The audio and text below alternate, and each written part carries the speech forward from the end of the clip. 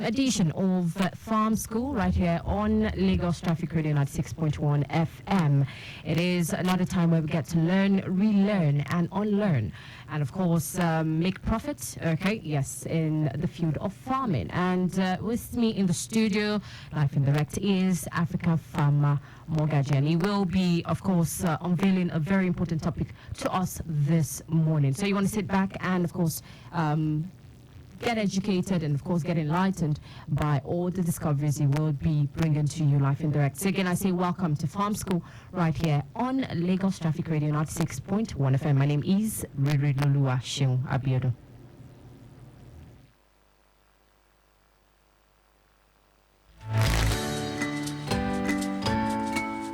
All right, so this morning we are talking about a very important subject, okay?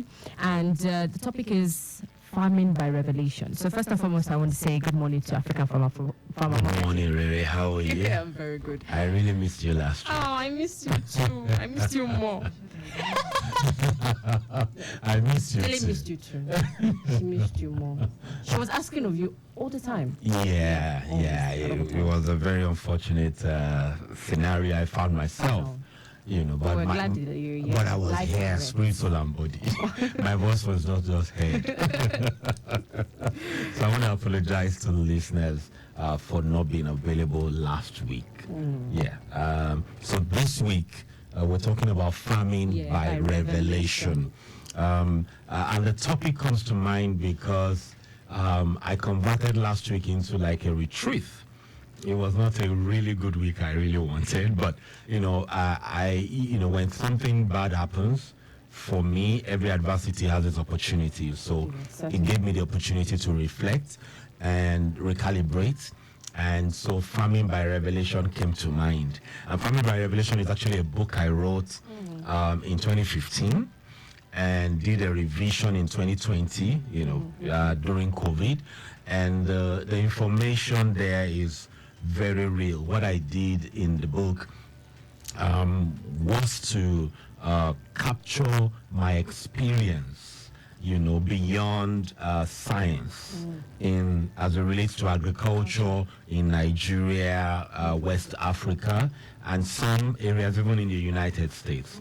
Okay, so it's what most of Farming by Revelation, what I brought out of a book, is some of the things that does not make agribusiness work, especially in Nigeria, that we don't pay attention to. So, someone may ask, what do you mean by farming by revelation? I said, on the title of the book, I put Farming by Revelation, what they don't teach you in agribusiness schools.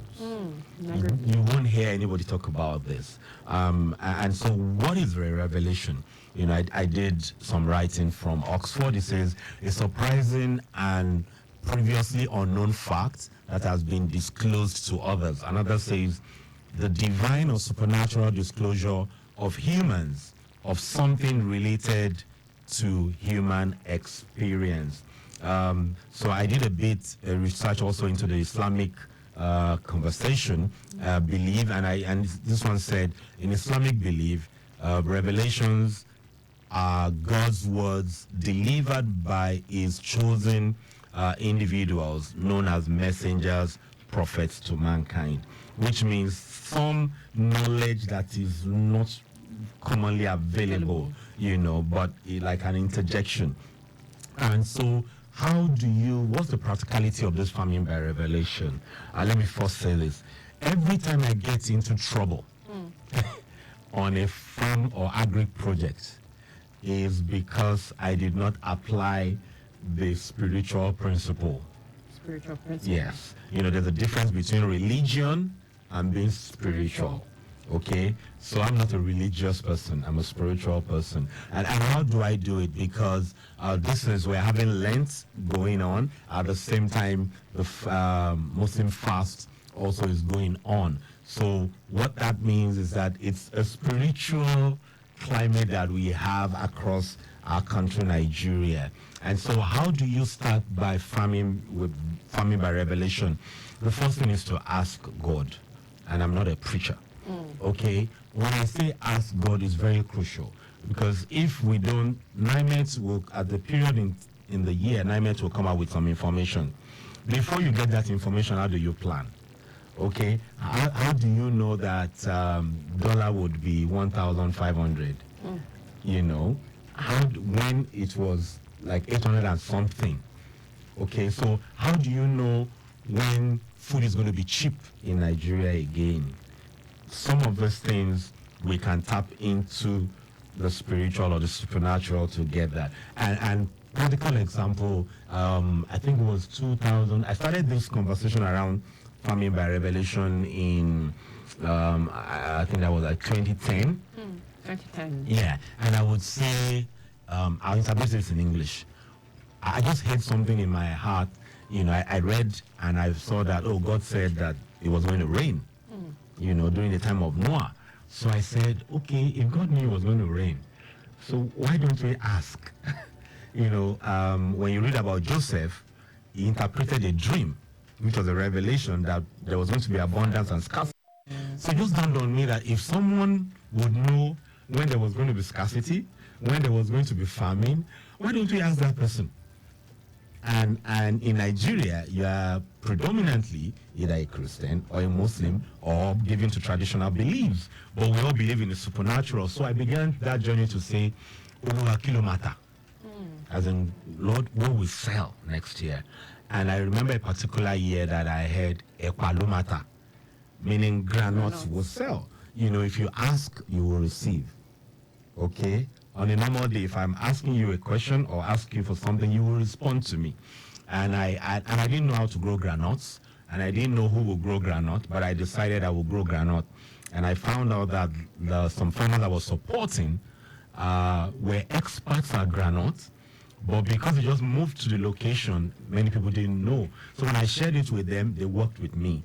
So even when you believe you have an supernatural intervention in what you want to do, it's also very crucial that you work with experienced people. Yeah. So, and that year, granuts sold like no man's business. Wow. We produced the granite. It was really good, and that time there was this tanker explosion by on the expressway before getting to Regime, and I think about 20-something cars were gobbled in fire, and it trapped everybody coming. We escaped just by Shagamu, narrow escape, and by the time we got to K2, we were the only ones that had granites in this Lagos state. And what happened was, the granite that was supposed to be sold for 1,500 to 2,000 naira per bag then, it was even supposed to be sold cheaper, because when you pack mature and immature together, what happens is that the prices drop. But there was no granite at all, and we brought like a trailer load of granite. Okay, we'll put a pause to that, then we'll quickly take shipping position and we'll be back. This is Shipping Position, brought to you by Lagos Traffic Radio 96.1 FM.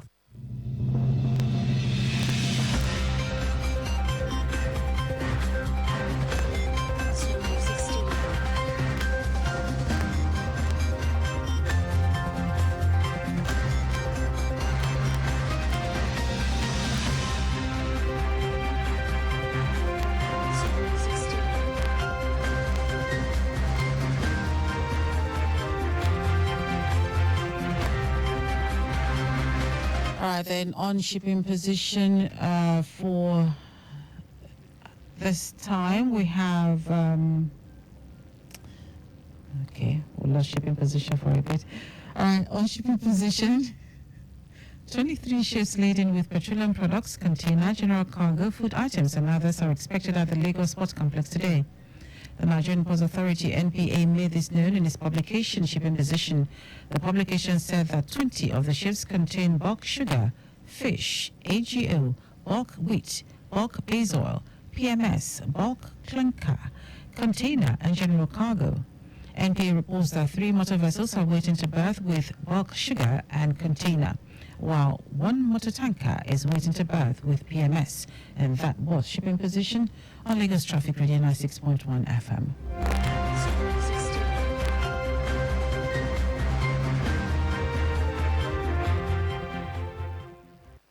You've just listened to Shipping Position, brought to you by Lagos Traffic Radio 96.1 FM.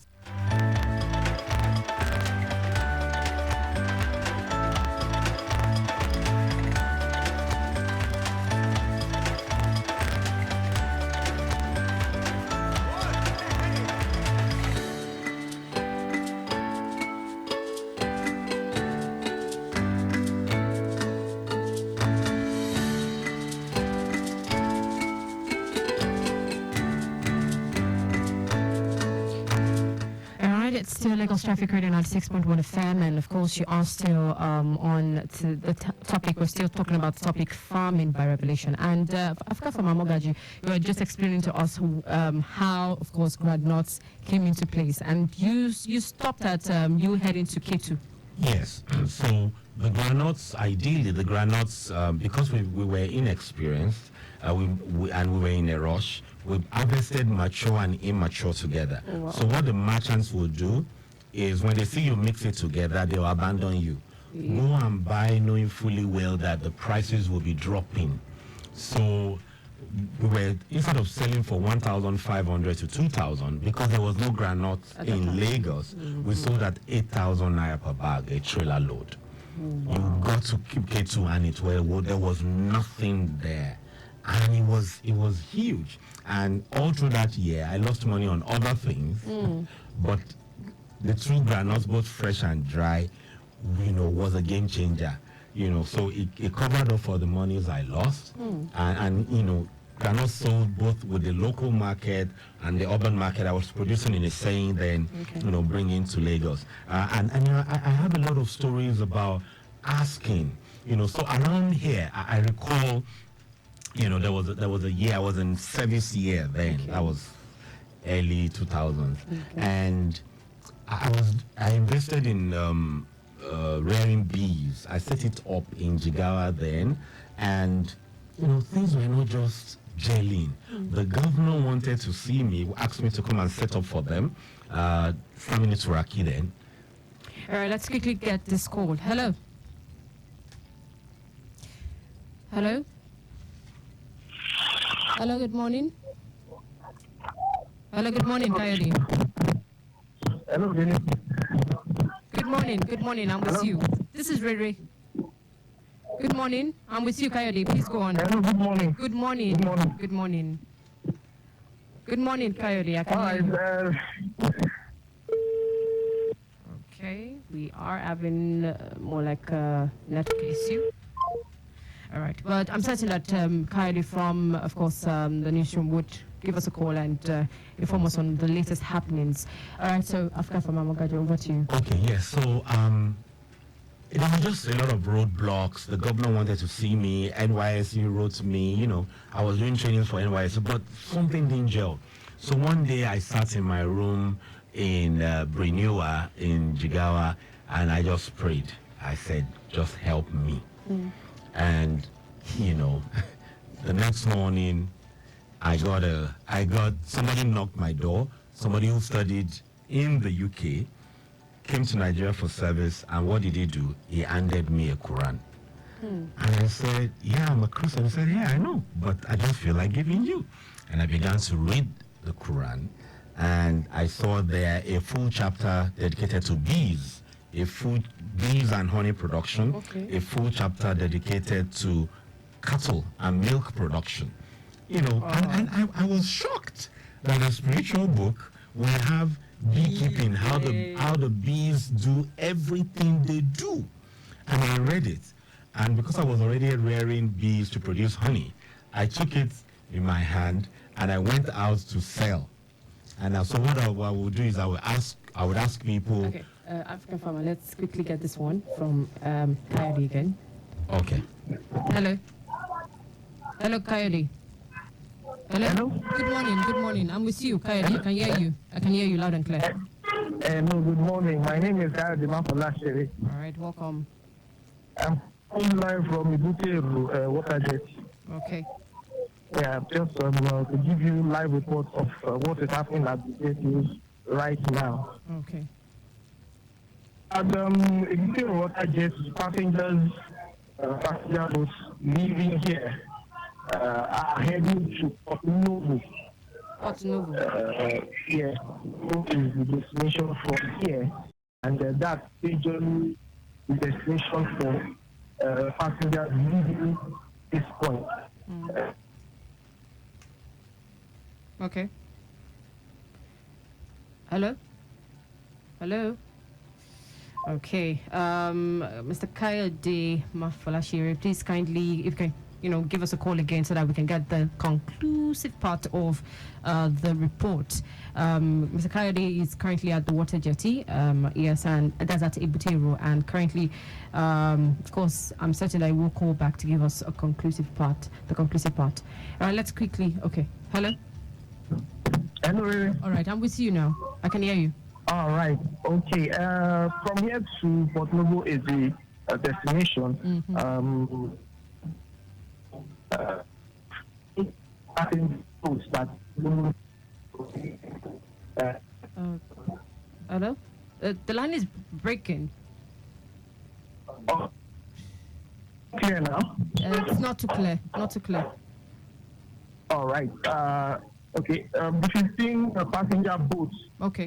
loading from here, other boats pick and just load while other passengers. Some people load because I can see here right now that there are some loads waiting to be picked from here. Okay. So basically, that's what we do at this water jetty. In a day, there are 20 to 30 boats that load from here. So basically, today, that's Thursday, the environmental has held boat services. So passengers had not arrived from the morning till 10 a.m. this morning. So from now, I hope passengers will start making use of this. But I'm sure that by the closing time, it would see more passengers coming here to leave. But, basically, it's Port Novo. So if you want to leave Lagos and you want to head out of Lagos to Port Novo, this is where you will be, at least. During the COVID period, the boats load 10 passengers. But after COVID, it started loading 15 passengers into the boats. So it's 15 passenger boats that load from here right now. And the passengers are required to put on their safety vest before entering the boats. And I can see that clearly right now. Passengers are wearing their safety jackets before boarding the boat, and even when they alight from the boat, they are wearing their safety jackets. Other places that are even here, they are also putting on their safety jackets just to be on the safe side. So basically, that's all that is happening here. Passengers loading from here are heading towards Port Novo, that's outside Nigeria. Okay, and you said the number, there's really not much crowd, very a few people, right? There's no crowd. Yeah, just few people. Yeah, no. 15 passengers load on the boat, so they are small boats. Okay. Basically, small boats loading 15 passengers. So it's not the jetty where you see 30 passenger boats, 40, 50 passenger boats. It's just 15 passengers that load from here. Okay. At any given time. All right then. Thank you very much, Mr. Coyote. Thank you. All right, and that's a report from Coyote Mofolashiri covering the Ebute water jetty. All right, then we learned that at Ebute Way is, of course, where you just give us the report. The destination where people are headed is at Porto Novo, and currently we have 15 passengers already on ground, getting ready to, of course, begin their trip. And of course, before they start that trip, they also have to put on their safety jackets, okay, before the trip starts and after they have landed safely at their various destinations. So, of course, I'm certain that it would. Okay, I'm certain that, of course, for those who might want to make use of the jetty as well, that's the water jetty at Ebutero. You can use, you can head to Porto Novo. Okay, if you live within Ebutero environs. All right, quickly, let's go back to our topic for discussion, which is farm school. But before we do that, let's quickly take updates. All right, for those around Maryland, currently Maryland is absolutely good from the look of things. That's from our live camera here. We have it very, very good within Maryland environs, aside alternation delay. Also, if you are applying locations like Arlen, we have it very good. Arlen intersection is good. Ojota interchange, for those on the corridor road now, Ojota interchange is brilliant, very free as well into Ojota proper. And for now, we have no impediment recorded yet. All right, so let's quickly head back to our topic for discussion, which is farming by revelation. All right, South African farmer Mogaji, over to you. Yeah, so as I was saying, so I read the Quran, got the information, because it's very important to apply knowledge. You know, it's the application of knowledge that makes you rich, not just having the knowledge. So I took the Quran, Jigawa, and I was saying, what does the Quran say about honey? And many of them did not know. So I will open it, either was English and Arabic, and I will read it to them, and I will ask, do you have honey at home? And they will say no, and I'll just hand them a bottle, and they will buy. And I sold in the hundreds of thousands of naira, you know, very rich during NYSC, just because I prayed as a Christian, and somebody handed me a Quran. So bottom line is that let's stay open. If you are going to farm by revelation, stay open, because you don't know how God would answer you. Don't forget, we're in Ramadan period and also the Lent period. So it would be good to put some practicality to these things. You know, at some point in time also, I was speaking at the Rotary function. I was sharing some of these experiences that people don't believe happened. And so one of my secondary school classmates was there, and he said to me that, wow, some of the experiences you shared happened to me. So I said, oh, what? So he had a very massive poultry, retired from one of the oil and gas, you know, after 10 years, and went to invest in the poultry. And so when he invested in poultry, he just found out that 3 weeks to maturity of the animal, of the birds, the broilers, they just began to die. Wow. Massively. So after he did like the 4th batch, the wife called him and said, guy, you are going to send us back to the village. It's time for us to pack this thing up. Anyway, he decided I was going to pack it up. It was when he was packing the last equipment, he went to wash the truck at the village, and somebody approached him to say, hello. I greeted him, oh, guy, uncle, and said, oh, what are you doing here? He now said, oh, I own that poultry farm. I rented it. And the man said, you must have made a lot of losses. And he said, yes.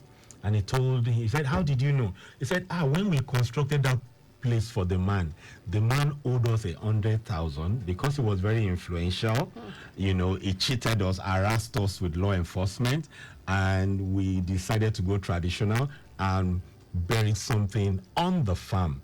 And told the guy that, true life story, and told the guy that, we'll go and remove it. We'll go and remove it. We didn't know that you are the one using it now.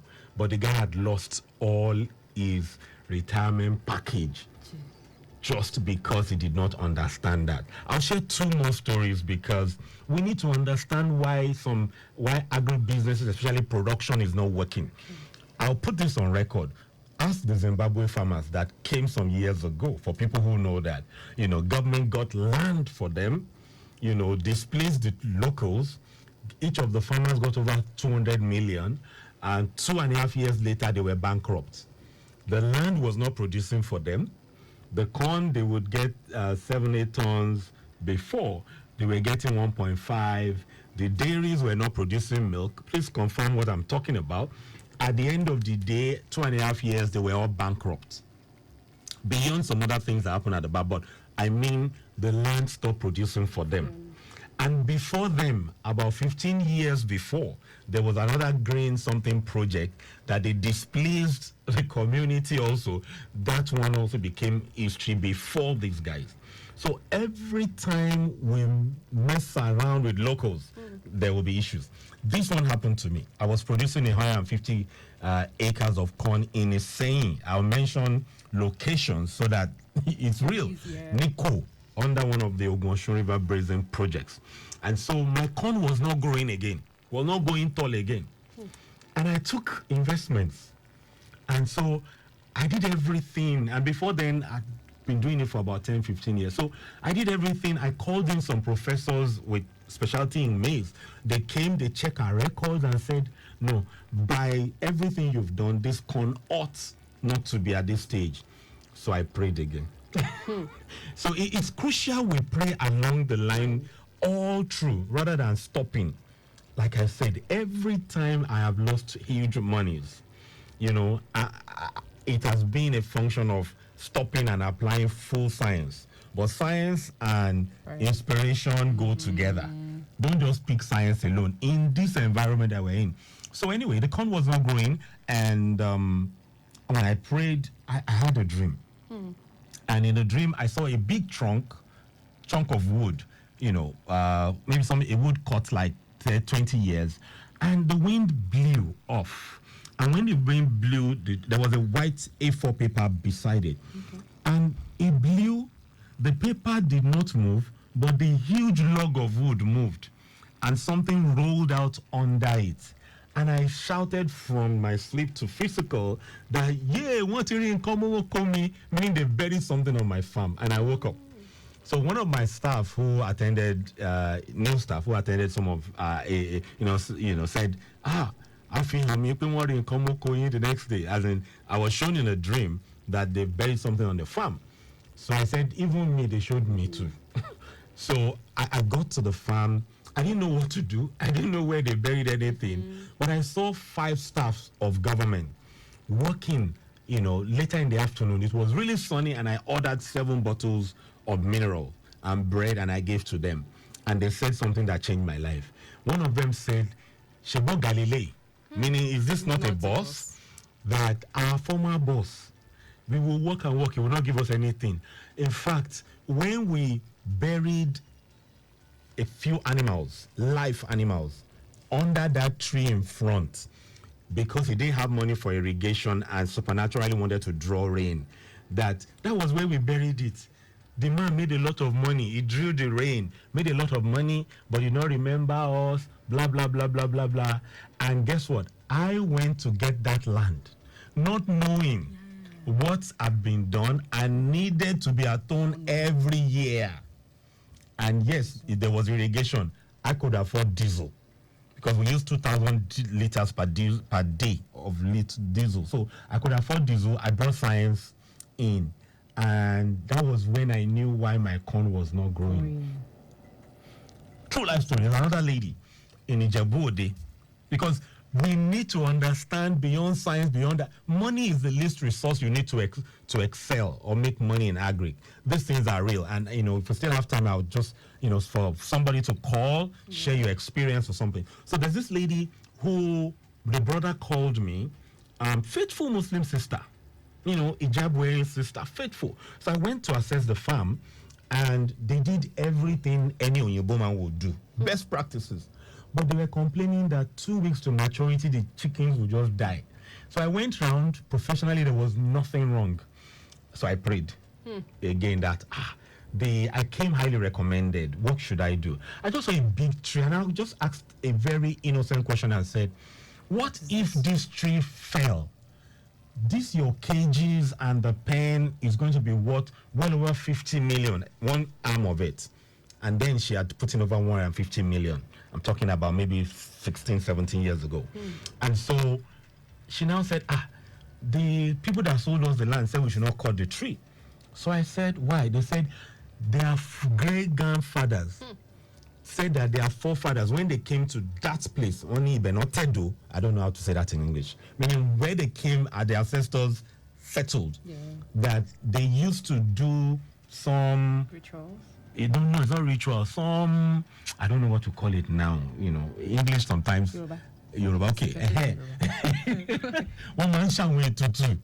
Maybe sacrifice. You know, atonement. English major. So atonement. do some atonement. And that they stopped. Like 2 generations have stopped now, but each person tell the next generation, don't cut that tree. So, it just dawned on me, madam. They told you they stopped doing atonement. And they used to sacrifice some live chickens and co. And now you now set up a massive chicken. And your chicken is now dying 2 weeks to maturity. So, madam, I can't help you again. As a consultant, I've helped you identify what the problem is. Go call the imams to pray and tell you what to do. But just don't go and cut the tree. So I have a trailer load of all these stories. We don't teach this because it seems not to be real. I'll share this and I will open the lines if you have time. I've been in Secretary for over 13, 14 years. And I remember almost everything we do when I was there for the first 3 years. The community, no matter what you do, no matter good you do, a lot of people pay you back with evil. And I remember one particular time I just lost 5 million naira. So I was like, what else do I do? I prayed again. And in my frustration, I went to the market where the Okada boys sat. And I just sat there thinking, I left my wife at home, my children, and I'm here, and I can't even get results. And the boys were eulogizing themselves. And this is the eulogy that came out. Shepeteri lo daju. Nibiti yangbe ro okati o fomoje. Meaning, Shepeteri, I don't know what's Odaju. Don't fall my hand now. Daily don't fall my hand. What's Odaju? Odaju. Stern. Callous. Wicked. Let's just use that. Like a betrayal. Yeah, where the mother prepares the best meal. Amala is the best meal in those communities and does not give the child. So how much more a stranger? So for the first time, I've been hearing it, but my ears just popped open.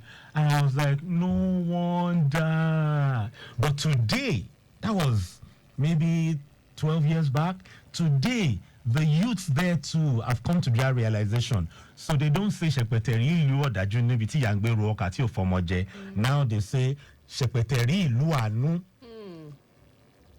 From that location, the former FAO director is from the community. They don't have tractors. They don't have a lot of things. So bottom line is that we need to pay attention to this component. Don't just go and buy land. Don't just go and rent anything. Pay attention. Pray. And most of those things doesn't require fasting and co. Just ask. God tells you or somebody gives you the information. Do you say have time to take one call also? Yes, we do. Okay, so to call in, please use 0809-9120-777 or 0915-387-7127. Please, you can call in, or if you want to send in a WhatsApp message, please go right ahead. All right. You can also give us your number. Okay. Yes. 0809 7222. 0809-7000-222. So it might just be the farming by revelation might just be what you're doing. You may need to suspend it and diversify for just that short season. And that has happened to me before. I plowed 50 acres. I wanted to irrigate, and what I decided to, I was just there working on the land, and I heard in Yoruba clearly as if somebody spoke to me and said, Ori le watermelon lo duro leo. And I was like, professionally, I took the sand, chewed. I said, professionally, no. Oh, thank you. It was close to Easter. Okay. So we planted, everybody went home.